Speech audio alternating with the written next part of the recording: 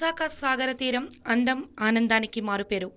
అభివృద్ధి చెందుతున్న నగరాలతో శరవేగంగా అభివృద్ధి చెంది పర్యాటకుల మనసు దోచుకున్న నగరమే ఆనాటి వాల్తేరు, నేటి విశాఖపట్నం. అలాంటి విశాఖ నగరం వచ్చిన పర్యాటకులు రామకృష్ణ బీచ్లో జలకాలాడకుండా వెనుదిరగరు. కుటుంబాలతో వచ్చి సముద్ర స్నానం చేస్తూ ఎంతో ఉల్లాసం, ఉత్సాహంగా గడుపుతారు.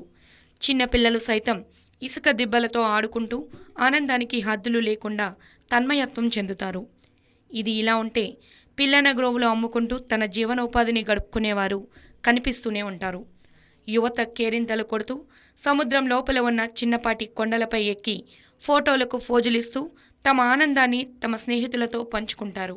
రాజమండ్రి నుంచి విశాఖపట్నం చూడడానికి వచ్చిన ఓ జంట విశాఖ అందాలు మరువలేమంటున్నారు. ఈ సరదాగా ఈ సెలవులకి పిల్లల్ని ఇక్కడికి తీసుకొచ్చామండి. వైజాగ్ ఈ బీచ్లో చాలా ఆనందంగా ఉంది. పిల్లలతో గడపడానికి కైలాసగిరి నుండి ఇలా ఈ బీచ్ చూసుకుంటూ ఇలా వచ్చామండి. చాలా బాగుంది ఇక్కడ వైజాగ్ ఇప్పుడు కొత్తగా చాలా బాగా తయారు చేశారండి. స్మార్ట్ సిటీ అయిన తర్వాత మరికొంతమంది విద్యార్థులు కాలేజీలకు సైతం ఎగ్గొట్టి సముద్ర దిబ్బలపై ఎంజాయ్ చేస్తున్నారు. యువతలు కెరటాల మధ్య గెంతులు కొట్టుకుంటూ స్నేహితురాలతో కలిసి మరీ జలకాలాడుతుంటారు. వివాహానికి విశాఖ వచ్చిన యువత సాగర తీరంలో జలకాలాడడం ఎంతో ఆనందంగా ఉందని, విశాఖ లాంటి అందమైన సిటీ ఏపీలో ఉండడం ఆనందమని అన్నారు. మేము అందరం ఏలూరు, విజయవాడ, కాకినాడ నుంచి వైజాగ్ వచ్చాము. ఇప్పుడు ఈరోజు ఈవినింగ్ నైట్ మా ఫ్రెండ్ మ్యారేజ్ ఉంది.